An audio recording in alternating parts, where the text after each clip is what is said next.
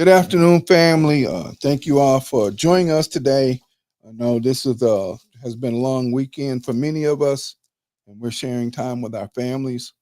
And I'm glad that you're joining us today to be with us as part of your family. Myself and Uncle Mick, who's taking time out of his weekend to, hang out with his big little brother or little big brother, however we phrase that. My daughter called him Uncle Mick, so therefore he's stuck. He can't get away with it. Ain't nothing he can do about it. Thank you all for being here.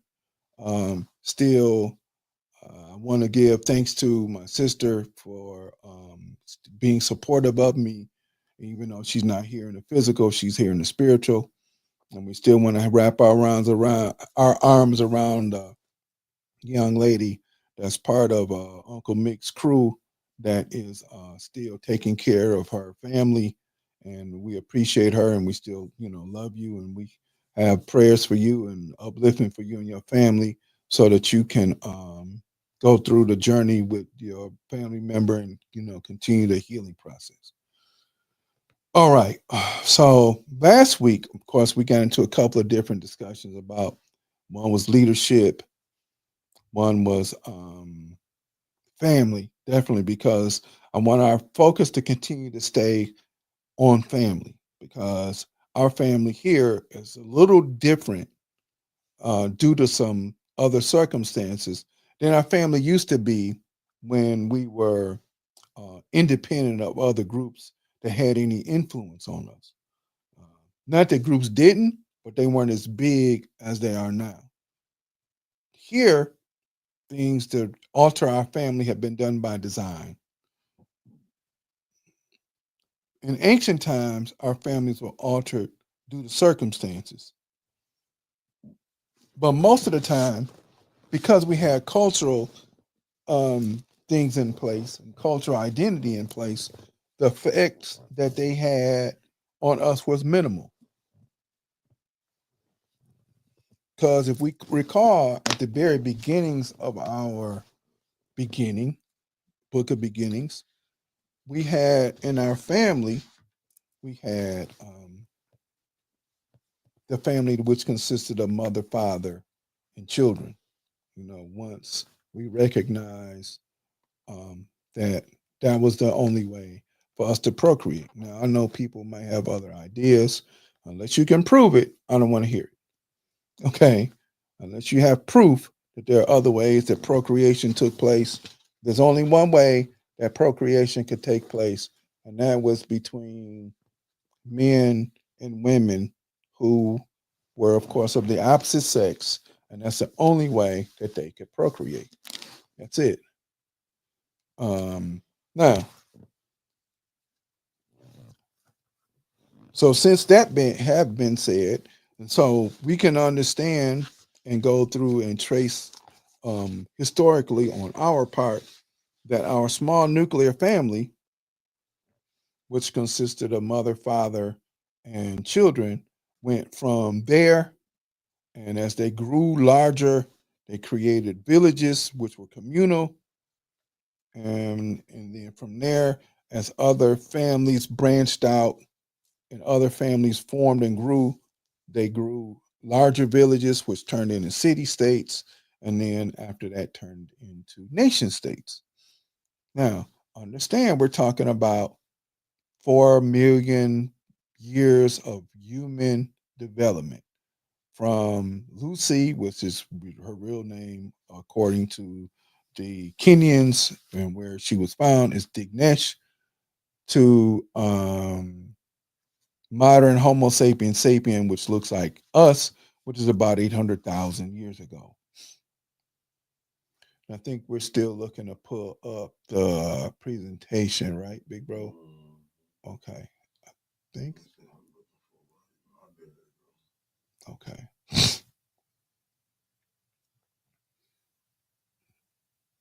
All right.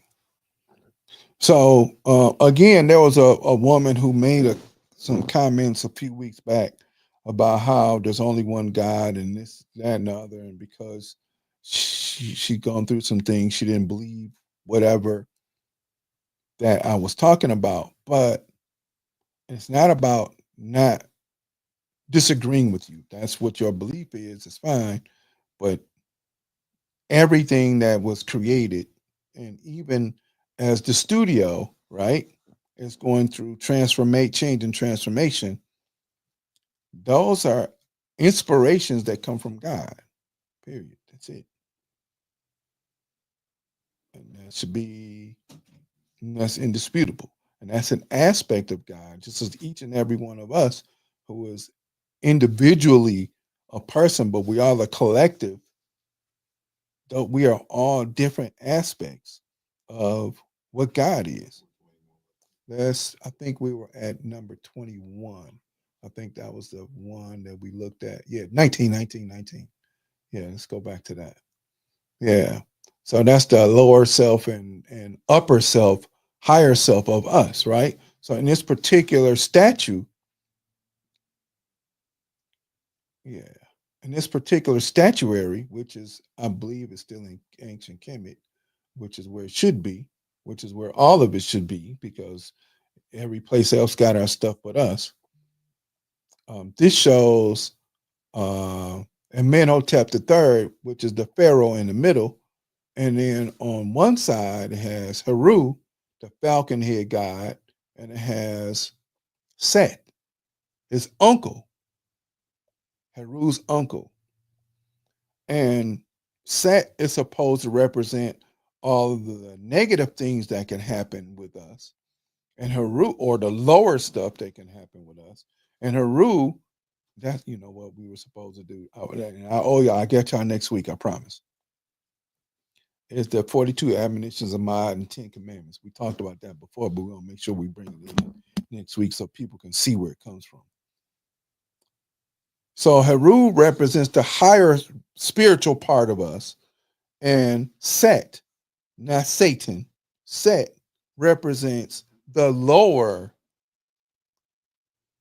part of us, the part that wants things, the part that lusts after, the part that um, so-called spiritually gets us in trouble, because it does, because it wants some things that are out of line with our higher self. Now, that's in each and every one of us. Now, I don't care how you look at it. Now you got people that say it's the devil or whatever, or you got Jesus on one shoulder and the devil on the other, however you want to put it, because the devil, like what Philip Wilson used to say, the devil made me do it. No, you made a choice.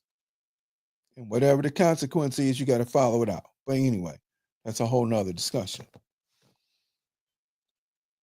Why are these things important?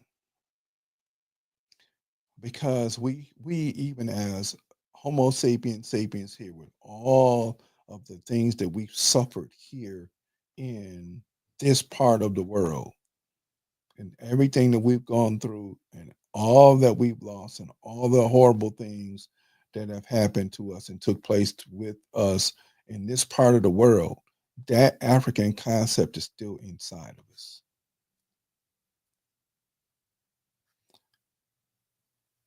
The issues that we have is that we don't want our children to suffer the way we did. So therefore we make sure that our children have more than what we did, because I don't want them to have. But in what way did they earn it? So they see value in it. Right. So I know a lot of times we talk about a lot of problems. Well, let's talk about some solutions to these problems as well. Number one, we need to be very clear that we have no friends.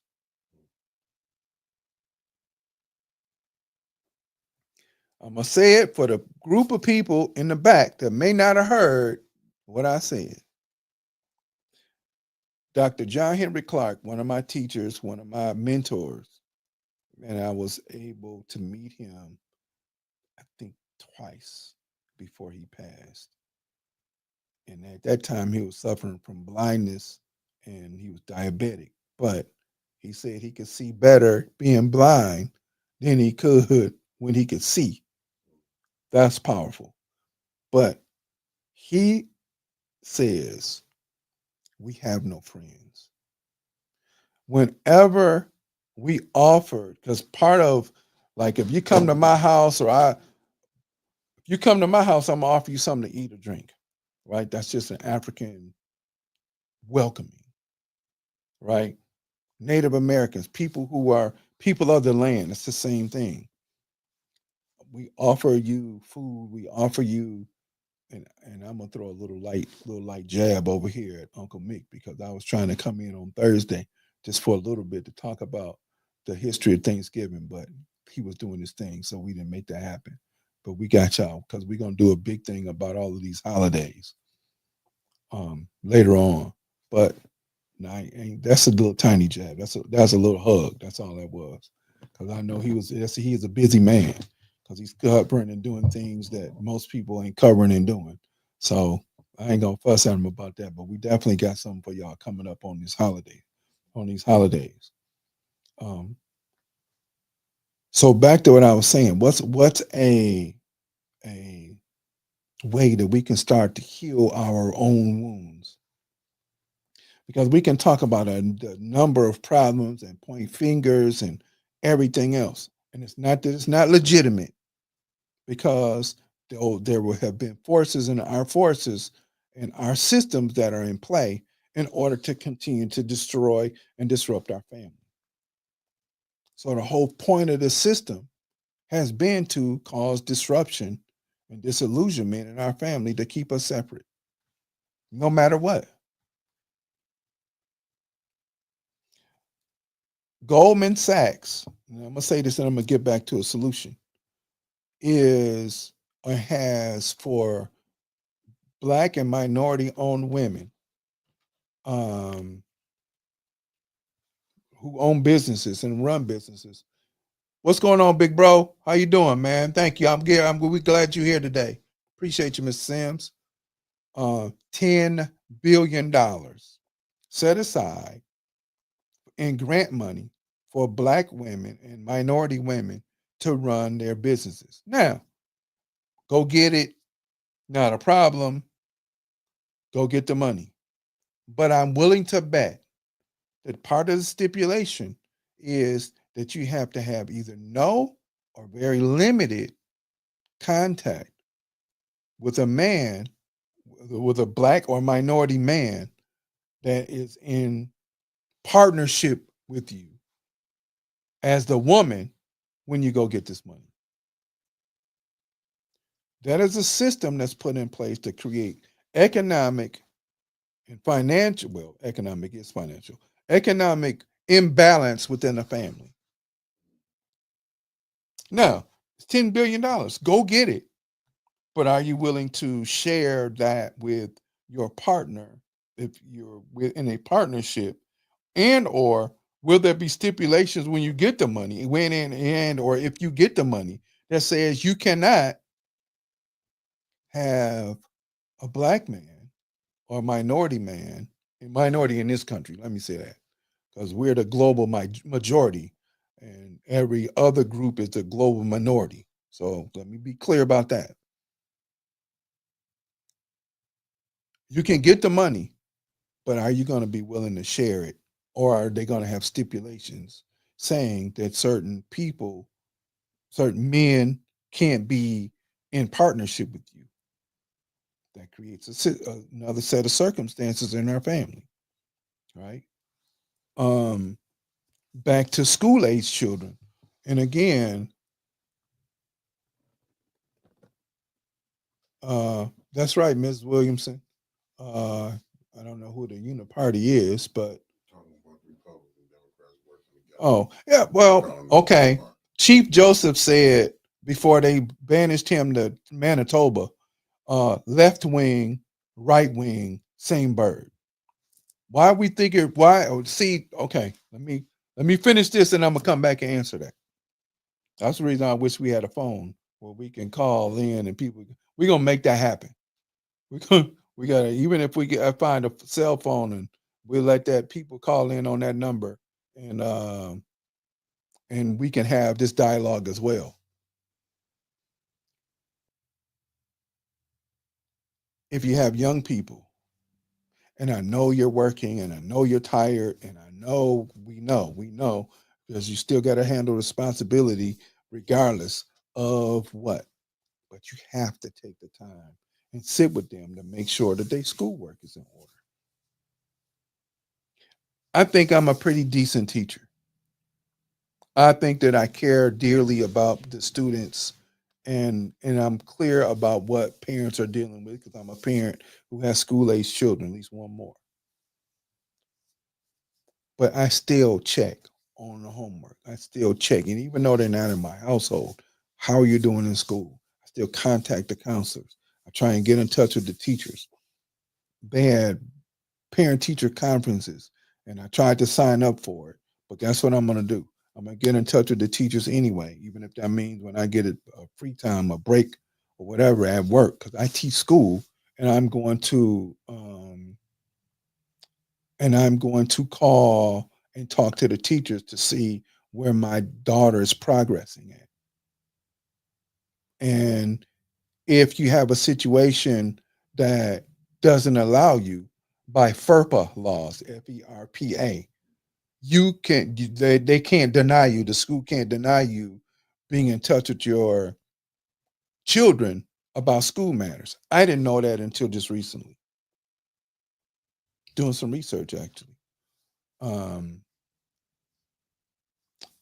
but whatever your children are being taught, you should know it just as well as they do. And if there are things that you struggle with, then it's find somebody to help you so you can help your child. And even if you have a tutor for your child, make sure that you know that the tutor is helping your child not just with stuff for right now, but with stuff that they need to know from yesterday and stuff that they need to know tomorrow. Now, Ms. Williamson asks, what are the children being taught? That is your job as the parent to know what the children are being taught.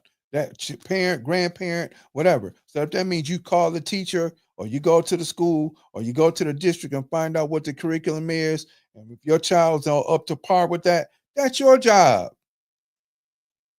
But as teachers and parents, we have to work together for the betterment of the children, and that's not what's taking place. So that's part of your job. My job is to be able to impart this information in multiple ways so that the understanding takes place for that young person. That's my job. That's my job. Now, I've always been a person that, as a teacher, that if I'm teaching, then parents have my information. They can email me or they can call me. Or when I was doing adult ed, my phone number, everybody had my phone number. So if they didn't call me, it wasn't my fault. But as the parent or grandparent, and we know that's a lot, it is part of your job to make sure that your young people, when they go to school, they know how to conduct themselves because that's a major problem. And they also know they basic whatever. If they little, they got to know their colors and count and address and things like that. And then teach them more advanced stuff too. Right? So that solves and you have to become, as a parent, you have to become active in what's going on in the district so you can have a voice in what's happening in the district. Other than that, you got most of the time politicians that are making decisions about what we should teach.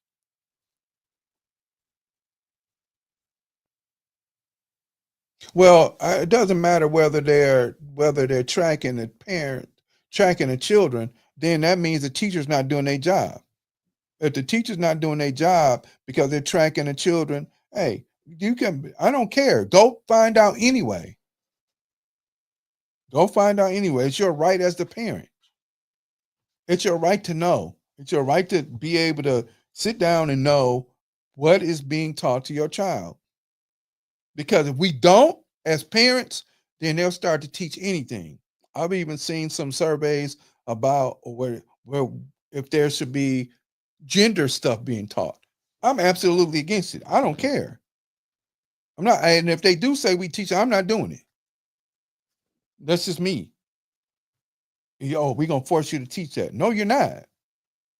Because as my right if we use the Constitution, and that's a whole nother subject. We use the Constitution, then I can say I'm not. It's constitution. You're not. I'm not teaching certain things based on my constitutional right, First Amendment. I'm not doing it. You're not gonna force me to teach stuff that I don't want to teach, that I don't feel is necessary, all because you want to create this insanity inside school because that's what that you're pushing an agenda. The issue is we don't have an agenda that we're trying to push. We're trying to chase the bag, whatever that is. But in the meantime, we're leaving our children by the wayside. And then when the wolves come to get the children, then what? And when little, what's that, Peter and the wolf back in the day, that little story about the little kid that cried wolf all the time. And then when the wolf came for real, the villagers they ignored him. Well, that's what we're doing now. That's what we're doing now. So I've given, as a teacher, I've given a couple solutions. Number one, you have to study as a parent. Number two, you have to know what's going on with your child that's in the school. If that means contacting the parent, the teacher, fine, not a problem. Thank you very much, ma'am. Fine. Please contact the teacher. Have a meeting. We want to talk to parents. We want to talk to parents, and not about behavior. We know you know how your child acts, so don't get brand new. Okay? Don't. Oh, my child would never do that. You're lying. They're never gonna do that around you because they know that there are consequences, and there are consequences with you, especially if you real serious about raising your children. They know there are consequences around you, but they know that for the most part, sometime to some degree, some level, hands we have our hands tied because of policy. I'm not one of them, so don't tell everybody that. Because folks will be fussing and hooping and hollering, screaming, shouting. So that's one solution. You have to be a student again. Just because you got a kid, if you got a child in school, you still a student. No. And don't go like, oh, they reach a certain level and I don't have to be there. I don't have to learn. My daughter's a senior. She has 6 more months of high school. I'm still asking. She called me yesterday. How are your grades? I want to be in touch with your teachers. I'm going to find a way to email her teachers, and her teachers we're going to have some correspondence. If we don't, I don't have an issue with taking a day off, going to sit and visit. And not to see what she's doing. I know how she's going to act, but I want to find out what they're doing. Because if I don't think it's high level enough, then I need it to be harder than that. And that's what y'all should demand, not only from the teachers, but also from your children, our students.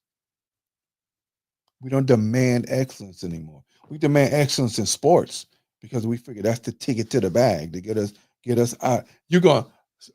My child's gonna help us get out of a situation. No, there's no obligation there. The child does it because they want to.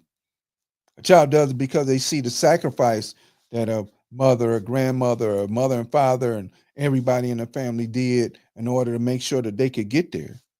But there's no obligation. Now, people gonna say that's not true, but they don't. Nobody's obligated to take care of you. My son and daughter's not obligated to take care of me if they don't want to, regardless of how much I took care of them. They don't have to. It's not their job. It's my job. Now, if they decide when I become 700,000 years old that they still want me to hang around and you know watch whatever, then that's acceptable and full of grace. Not a problem. Now, let's talk about another solution. So that's schoolwork wise, right? I know we have these situations that goes on in our families where people don't get along. At the end of the day, the mother and the father are important.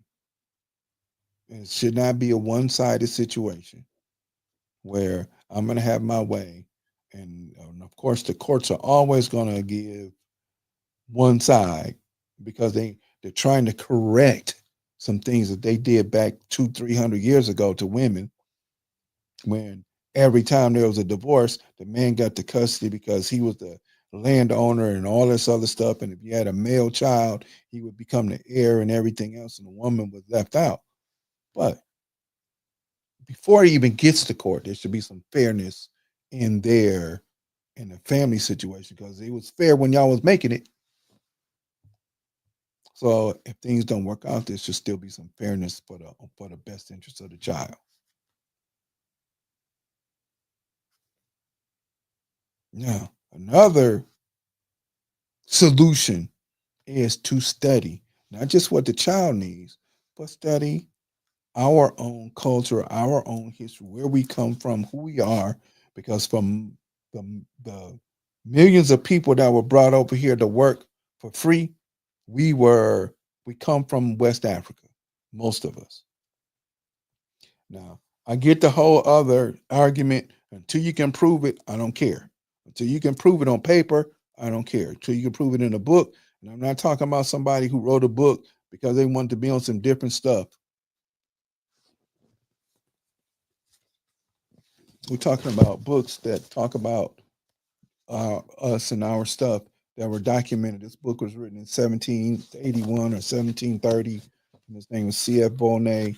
And he wrote this book was written in 1781 and done again by one of my teachers from Black Classic Press, who talks about when he goes over to ancient Kemet, how he saw that the people there were sable skin, black, and curly woolly hair, black, and they created these great empires that were in ruins because groups of people after them, the Greeks and the Romans and all these other people that were pillagers, came in after the downfall of the civilization, and he saw sights and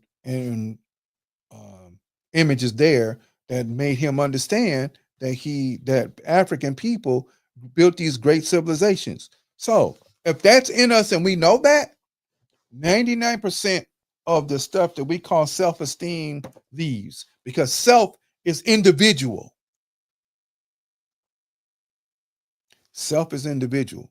So if I'm clear that in 67 between 60 and 70,000 years ago that the ancient Kemites built these temples that are still in existence and they look like me, I'm part of that group.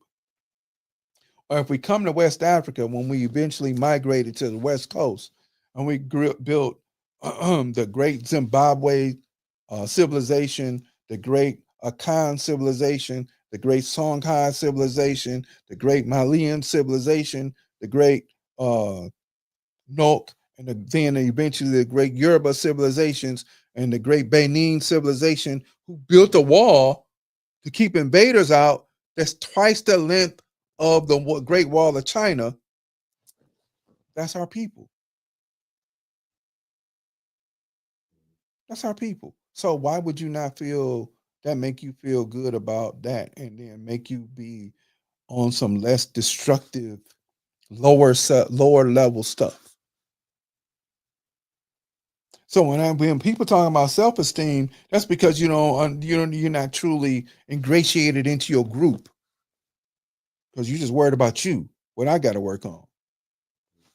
Well, if you work on your higher self and allowing your higher self to lead in your lower self, then that helps you diminish the lower stuff that happened, that lower traumas, for use of a for lack of a better word, the traumas that happened that we suffered while we were here. Period. That's it. Because my group and the monuments of my group and the genetic memory of my group remembers that. Now, I'm not saying that we don't remember and remember those traumas because people still perpetuate traumas on us, even in our own family. But that comes from what happened to us over here, that not what we did and what we created over there. So understand the world global minority has inflicted a lot of stuff on us and on our psyche so that we no longer try and remember our greater higher self because the temples and the monuments and the carvings and everything else that they put in their museums, that's not theirs. That's somebody else's. That's our stuff. One time, somebody asked me about, did you ever want to go to Paris or you want to go to London for what? So I'm going to jail for trying to steal our stuff back. They had me locked up because I'm trying to steal. Hey man, let me see that over there. Let's going back home. And there's been a movement in Benin and Togo and some other places about having those artifacts brought back. And I think that that's absolutely awesome. The issue that we still have as people is the propaganda has told us that they're different than we are. And the only difference is cultural stuff and language. That's it. And unfortunately, some people that look like us on the continent will still create this idea that we're different. We're still different. We're still different. But no matter where we are, we still suffer from the same things. Apartheid and segregation, same stuff. They're killing somebody over there and they're killing somebody over here. It's the same thing. Just because the police officer may speak French or German or Dutch, and over here they speak English, and we still dying just because of the color of our skin. It's the same thing.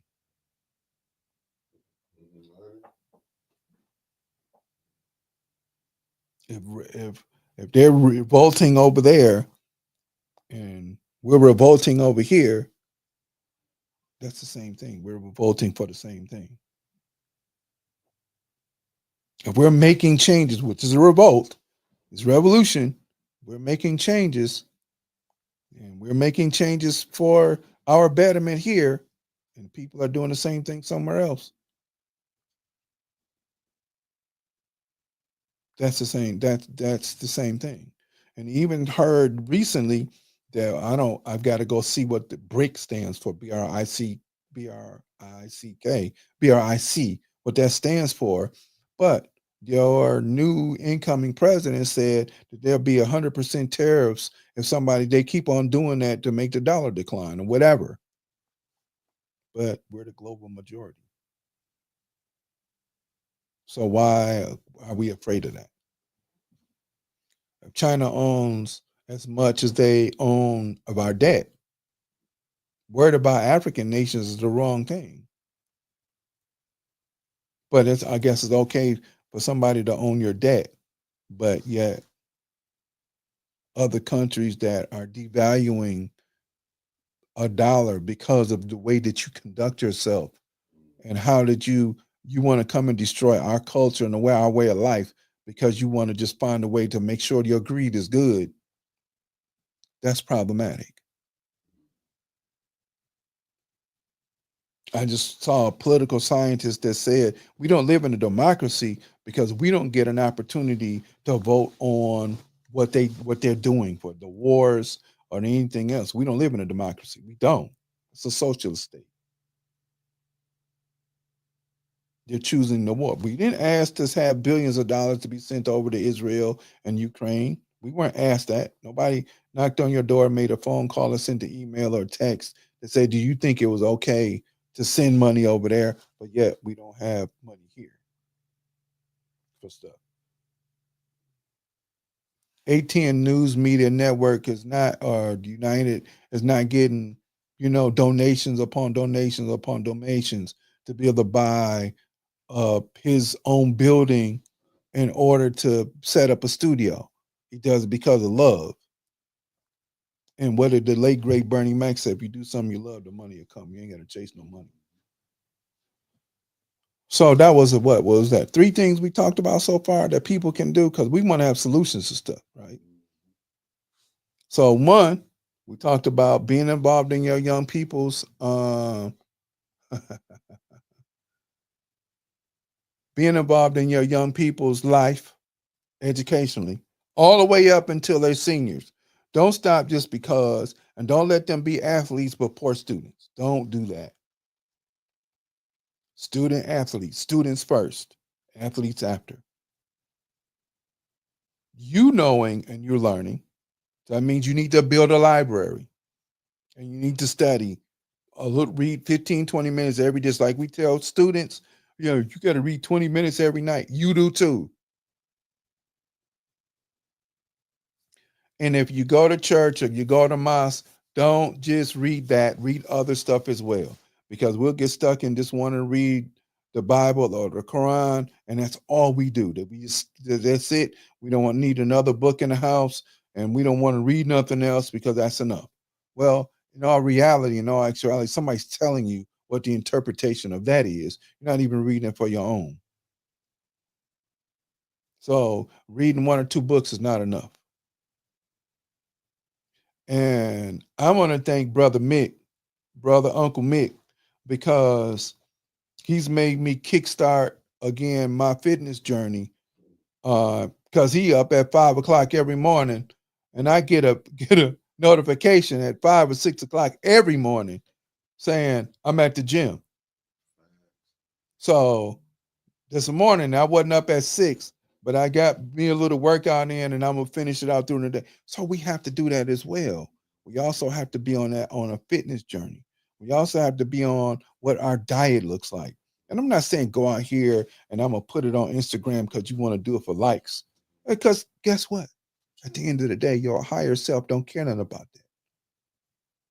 That's your lower self want to go get likes and have people looking at you and this and that and other. Then when it brings unwanted attention, you want to complain. You can't complain. You can't complain. That's the attention that you wanted in the first place. There's no way that somebody, whether it be a man or whether it be a woman, if a man get all buff and look like Ronnie Coleman or Lee Haney and decide that he want to walk around without his shirt and he get catcalled by women, that's what you did it for. Same way, sisters, if you walk around here and you get it together and you looking all strapped and you wear a dress and stuff's hanging and stuff's moving how you want it to, and people like it, that's what you wore it for. You didn't wear it for you. You wore it for everybody else to like. That's your lower self. No, we're not saying don't cover up because it's a work of art. And I like artwork. I ain't gonna hold it up. I love artwork. Right? So if it gets admired, I understand you don't want it to go too far. That's cool. Some people gonna take it too far.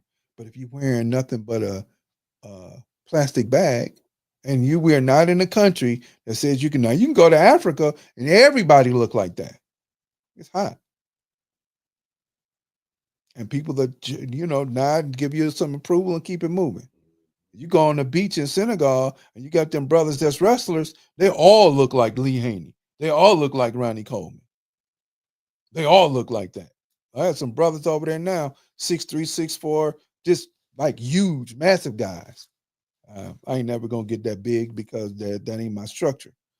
But and the women look at them, and when the women walk through, the men look at them, and it's all admired as beauty. Because you got to remember what state we live in. We live in a sexist, racist state. Sex sells over here. That's the reason why they're trying to do it in every other country. Let me talk about another book here. Okay, again, I don't know. I think I mentioned this before. This is part of my go-to reading material. As a matter of fact, I started reading it over again for the third time. Blueprint for Black Power by Dr. Amos Wilson. I think we put it up on our book list from back in a few weeks ago. Um, Back to our young people, and we're gonna add some more solutions, right? If you have a young person that has a propensity to they like animals, um, they like to draw, they like to write, they like music. It's not being exploitative to make sure that you put them on the path to be a musician or a writer or a mathematician or an artist because that's African genetic spirituality that's in that child that most of the time gets stifled because we get told, well, that ain't gonna make you no money. But yet we go look at other people's art. Okay. Real quick sidebar. Everybody loves Pablo Picasso. But if you look at where his art comes from West Africa. The way he looked at his made his art. And I can't remember the name of the tribe or group that he um, emulated. Uh, what, there's a couple of other um, people who sell designer stuff that y'all love, whatever that means. And if you look at their patterns, who's the one, the brown and gold bag? Who is that? Gucci? Okay. That particular pattern comes from Ghana. And there's a pattern that they weave in the kente cloth. That's where the pattern comes from. If you look at the sign for Starbucks and you see the mermaid, well, the mermaid is actually African and it comes from a Yoruba deity named Yemenja who looks exactly like that, holding her tail on both ends, which they make it look like a coffee cup. But that's African, right? They take the signage from there and turn it in and say it's something else. So that's just understanding signs and symbols that are around us that we don't even pay attention to that's our stuff. But back to what I was saying a second ago. Support the child. The whole family support the child, right? To make sure that if this is something that the child wants to pursue, that they do so. I did that with one of my nephews, and they were fighting. Oh, he shouldn't do this. But the boy could draw. He was an artist. So now he's doing some different type of artwork. And he lives in Texas. Uh, he lives in Texas, and he's doing pretty good with his artwork.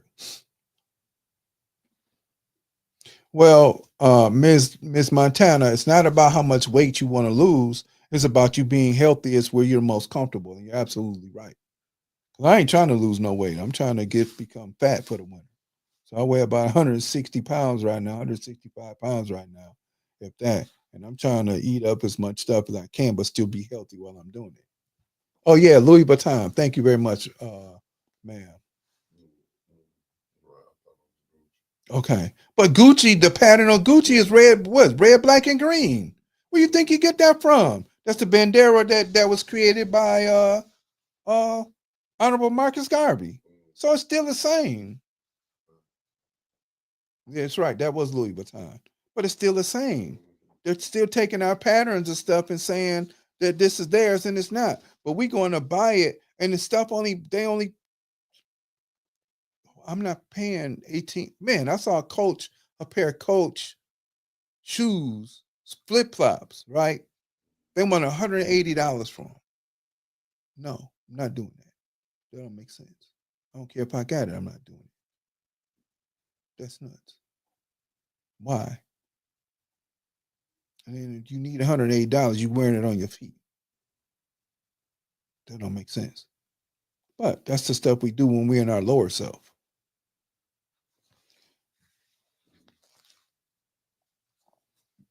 So yeah, we're definitely in the struggle between our lower self and our higher self. And we have to be more, we have to focus more on our higher self than our lower self. It's, we got this new thing where we should feel good and this and that and other, and whoever we sacrifice in order to feel good is cool, but that's not it. It doesn't. You don't have to sacrifice somebody to feel bad. Um, we don't have to sacrifice somebody else to feel bad. We just have to make sure that whatever your self care, whatever you want to call it, whatever that is, because I don't understand how you can be self care and you got children. 'Cause that's selfish. Because when you have children, your focus and dedication is your children. That's it.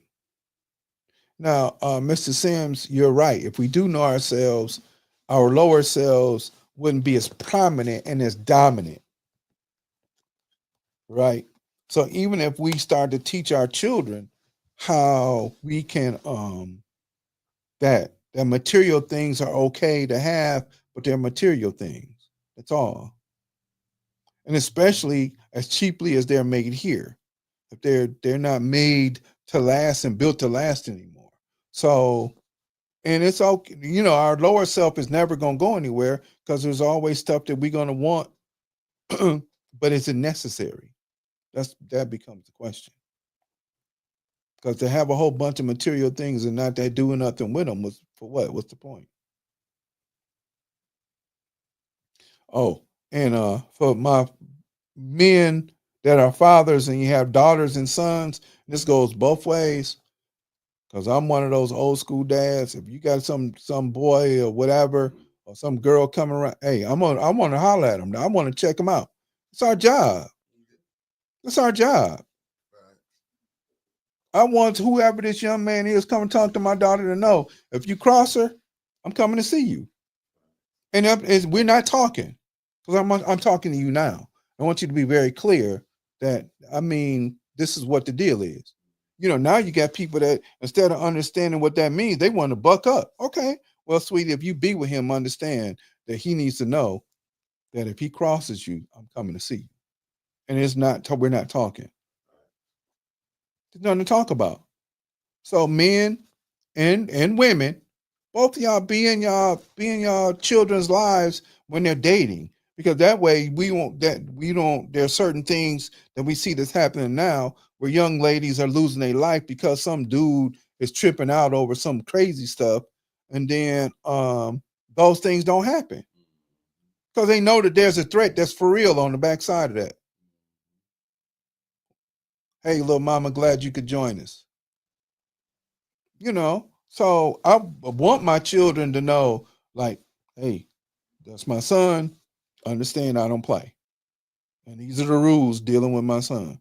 Oh, that's my daughter. I don't want you to understand I'm not playing. And these are the rules in order to deal with my daughter. I remember one time last summer, young man, I don't even know you. And he called me Pops. Like, we cool. Like, what?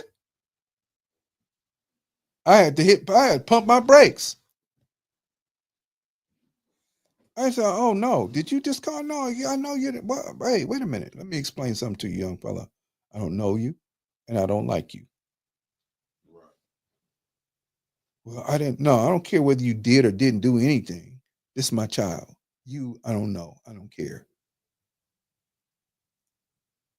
So, so automatically understand just because, and don't call me pops because we don't know you. I don't know you. Oh, you just doing too much, Dad. No, I'm not. Because if we did too much, then we wouldn't be having people. What was it? There was something in the news just recently where a young lady got mad at her boyfriend and stabbed him and killed him with a knife because he wouldn't let her look at his phone. That's insanity. That's crazy. That's crazy. This is his phone. What in the world do you think that you got to get upset because if he's seeing somebody else, you either know it or leave him and go on about your way. So now he's dead and you getting ready to be in prison forever because you're gonna stab him over a phone. See, once again, when our family's out of balance, then you have insanity that takes place, and it's our fault. No, we're gonna have to deal with that too. 'Cause I do want to do something with you on that. Yeah. Because I was listening to something today, and it was very profound. Okay. And it wasn't just that the brother he broke it down far as how the structure of the family. Mm-hmm. Like this was put in place. Yeah, absolutely. As you saying with the babies and stuff, and what you saying going Yeah. on is like, Yeah. you know what I'm Yeah. saying. This was put in place, and we seen. This is the after effects of it. Yeah, So yeah, real quick, when we talk about how because I know we only have about 10 minutes or so. When we talk about how um when we have the 1929 stock market crash, Then we had the New Deal come in 33 after the Dust Bowl and the Depression and those things after that, after World War One, and how black people got a chance, how African people in America got a chance to start to use the New Deal and try and help us get out of it. Then they put another system in place and said, okay, now you can't have no men around. You can't have men around. And what did we do? Our women, because this is who the system is forcing this on. And this is where people, they can get it there. I know women gonna get upset, but go look at the history of things. Before I'm just being a messenger. Go look at the history of things. They will allow a woman to get on state aid, get a house, everything else, as long as there's no man around. And they were specific, and I talked about this just a few minutes ago, right? If Goldman Sachs has $10 billion of money for black and minority led women businesses, they're not going to say that you're going to come in there with a man, an African man, as a partner to get that money. Thanks. They're not going to do it. Oh, they're going to deny your application. Now, you can come in there with another woman. That's cool. But if anytime that you bring a man in, your application is going to be denied, because then that means that you're going to share the wealth. And as long as you can, the folk, and again, the letters of Willie Lynch talk about focusing on the woman. So all of these systems has been designed to put the woman, well, the fastest educated population of in the country is black women. That's cool. But what do you create? You create a diversity and a division in a black family because you're not willing to share what it is that you think you might have access to. Because see, the thing is now, and you see this in a lot of social media, I got education too. I'm capable of making money as well. But the opportunities might be and will be limited because how racism sees her as compared to racism how it sees me. And systematic racism how it sees me. It doesn't see me as a good person, as a good teacher. He a black man teacher. That's all it is. He a black man teacher. That's it. Period. But that's the thing. We got to take care of educating the babies, though. Like, we need to do that, not anybody else. That's what I'm saying. Us. I mean, yeah. I got you. Absolutely. Yeah. So we're allowing, and I don't want to use wolves or lions. We're allowing our oppressor. And Malcolm said this. Are you going to take your? That's cool. Send them to school, but what are you teaching them at home? What are you doing with them at home? Teach them at home as well, and not just doing Kwanzaa and Black History Month. Every day, you're black every single day. You were born that way. You're gonna die that way. Teach them every single day. Do not let I was so glad that I had the dad that I had. He was getting phone calls on me because I'm going to argue with the teacher in social studies and history because you only teaching one side. And I'm not doing that. We're not doing that. We're going to send you to the office. Okay, call my dad. And when the principal called my dad by his first name, well, your son's causing a problem in class. Why? Because he's arguing with the teacher about what? History. He said, okay. Because he's only going to teach one side. Why in the world do we say every morning I pledge allegiance to the flag every single morning? Because it's indoctrination into an idea that doesn't fit us. So back to what we were just saying, and we're going to come back and revisit this because we're going to get about 5 minutes. Again, being very clear. In the 50s and 60s, when it became when we started to use the system for, okay, well, that's cool. You can get Section 8, well, I don't know if it was called, but you get ADC or whatever it was called back then. But guess what? There can be no man there. And what happens to the structure when the mother and father there? Children run wild. I've seen that myself recently as a tutor.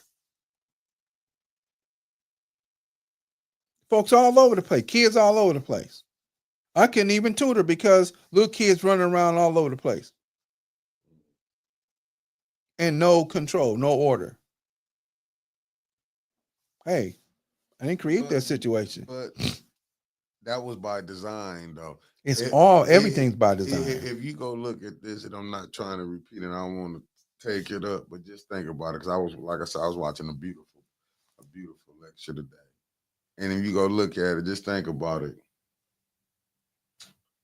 When your child they call the police. Oh, protective services come. You can't hit your child, and they take it away from you. Think about slavery when the mama had the baby and they took it and sold it. Yeah. See, they only tell you one part. They'll show you the part where they'll show somebody of age, like 30 in their 20s, that was being sold. No, they were selling babies. Babies, 9, 10. Yeah, Manning Marable's great grandfather was sold at 9 years old. See, they ain't even younger than that. Yeah. See, they not showing you this is what happened from a lot of them times. Right. You know what I'm saying? So when you seeing certain things, it's more mental. That's really what's going on as you see it. Even with the great compromise, 1877, when they did the compromise. You took back and gave, and just think about it. Like we always say, okay, I'm always hollering about what we had to Black Wall Street. Why we ain't building nothing now? You know what I'm saying? Because they told us that now we're part of this other society that makes us equal to this other group of people that we're not equal to. We're actually more superior because we built everything before them. But what I'm gonna build that for? Yeah. What I'm gonna go back and do that again for? We're so discombobulated that we won't even find Black people that buy stuff and stay here in a little city or anywhere and buy from them. We won't do it. Well, if they don't give me my service, no. How about you teach them how to give you better service? Instead of saying, but you're going to some other establishment that don't like you just because of the color of your skin, and you willing to go there. I'll spend my money there. No. But we'll do that. We'll go there. Yeah. And I do agree with the brother Christopher Sims on that. Like, yeah, that's part of the system. Yeah, they want to break you. They want to break the family. Yeah. And again, if we look at there's one section in the Letters of Willie Lynch that says the focus is on the woman. If you put the focus on the woman and she sees us break a slave, right? And then she knows that we're her Lord and Master. And if she wants to protect her son, we're going to force them to watch and tear him apart on purpose. And then we're going to come down there into the quarters and we're going to rape her or whatever. My apologies for saying that. We're going to do whatever we want to do with her so that she knows that if we break her, then you'll make sure that your children are not an issue. You'll break your children for us. And if that system stays in place for 300 years, we'll be fine. It's been over 300 years. And we still sitting here arguing about whether he existed or not the system. How many times do we see women are able to go down to the Department of Human Services, get a voucher for food stamps, get a voucher for housing, and where's the man at? And then she complains about him not being around. But at what point in time, because you're the focus of the agent, do you not understand that? Then what do you do? Hey, look, I know you can't stay here, but I'm gonna drop them off to you or whatever. We meet over here. There's always ways around it. But what we've done is we've decided that we are going to not even fight that fight because it makes the man look like he don't want to be involved. I shouldn't have to argue with you about my child if we didn't get along and you using the system for something. I shouldn't have to argue with you about seeing my child and being involved in my child's life. I shouldn't have to go fight about that. We weren't fighting when God said it was time for us to bring the child here. We didn't have an angry situation when that happened. So how are we going to now be angrily raising a child and you mad at me. And so, therefore, the court that supports your position on purpose by design, the system that supports your position on purpose by design says it's okay for you to raise that child because you're eventually, you need us, you don't need him. But guess what? Over 80% of children raised in that situation end up going back to their daddies, which is the institution, in one way, shape, or form.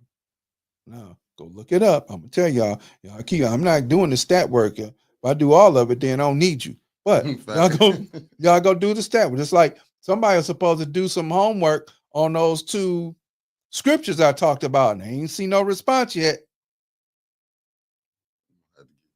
Yeah. We do too. No, it's not about it being problematic. It's about her understanding how the system is operating and controlling her. It's not a problem. The black woman is progenitor of the human race, HUEMAN, the race of color. So how is that? This is not problematic. The only reason why it became problematic is because of what's happened here and how a system was put in place to separate us and break the family up. That's all. Because if she understood, look, I can go get a house, and then you can come over here and stay over here, and then you just got to make it look like, we can make. Claudine showed that back in 1967, 68 in the movie. How this worked. That was 40, 50 years ago. This ain't nothing new. I know you're being big, bro. Get out of here. We ain't gonna argue that facetious. I know how you operate. Oh man, we've been hanging out too long in order for me not to understand that. You good. But she just got to understand that she got to be her agent too. Because she's the key to our upliftment. She's a mother of civilization. She's the key to our upliftment. If every woman on the planet said that no man was going to ever touch her again until things change, guess what, bro? We own what you need us to fix. Man, what? You mean to tell me you keeping me away from heaven? Are you serious? Until we get this stuff fixed, bro. Everybody would be Why you come in at the end? You come in at the end all the time, Miss Benta. I need you here early, 1:30. 1:30. We would every man, every war in especially ancient war, the so-called Trojan War, was over a woman.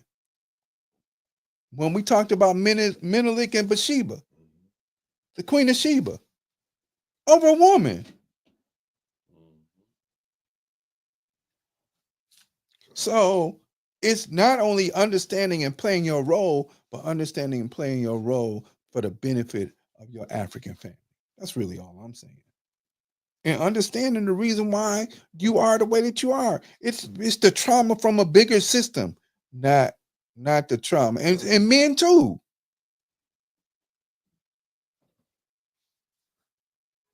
Oh, okay.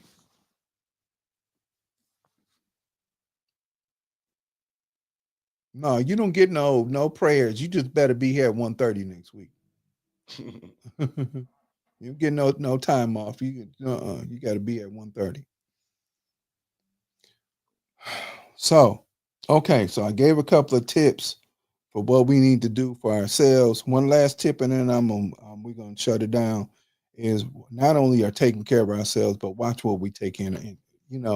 Mentally, what we watch, and it's okay to go and be on some low level stuff every once in a while. That's cool.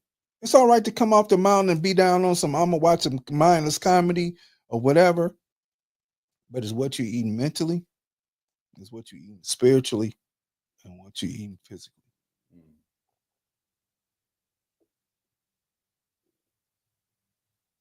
No, those things are important because then if we're gonna try, if we are right now, if we don't, and I know I just stuttered, and I wasn't trying to, but if we are not clear that we have to be our own savior because we have no friends. The Give me a second. We have no friends. And if we don't understand that we have no friends, and if we don't understand that we have no friends and we are the only family we got, our existence is over with.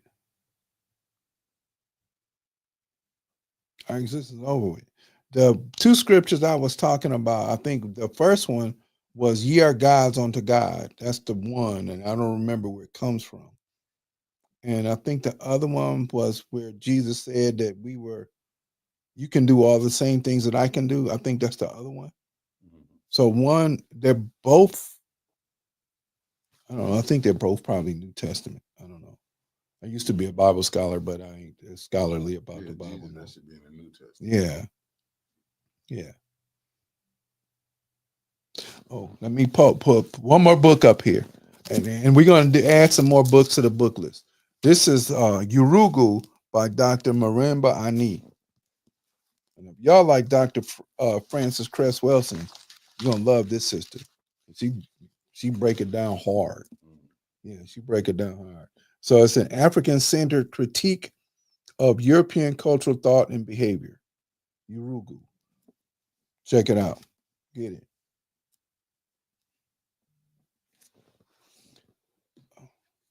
All right, family. That I think our time is up.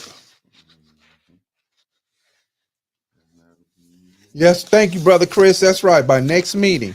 And sister Benta, 1:30. Because I think we are at 1:30 now instead of 2 o'clock. Okay, 1:30. Don't come in at 2:25 talking about. There we go. Songs. So that's in the Old Testament. Oh, that is. Yep. All right. As I've said, ye are gods, and all of you are children of the Most High. My baby. All right. I don't know where you live at, but don't let me come visit. No, she's always on her beam. That's what I'm saying. That's what I'm talking about. That's what I'm talking about. Yes, ma'am. Thank you very much. Are you ready? Yes, sir. All right. Well, yes, sir. We're gonna be here again next Sunday at 1:30. Yes, next Sunday at 1:30. 1:30. Okay. I'm gonna make sure that I'm gonna bring the 42 admonitions of my aunt. I'm gonna bring in 3 things: the 10 Commandments and the letters of Willie Lynch. I want to talk about that because that's an important breakdown. I think that we miss. Sometimes you better be a good student and stop playing. I think that we miss that because it's part of the system. Right. And if you know what part of the system is, then you can fix it. You know this. Oh, okay. Wait a minute. If I gotta take this light bulb out in order to get the whole light assembly to work, because that light bulb burned out, right? Then I can fix that. I can fix my system and correct the light. All right, family. We love y'all. We appreciate y'all for being here. Peace. Peace, family. Yeah. Now we're gonna have to put that one.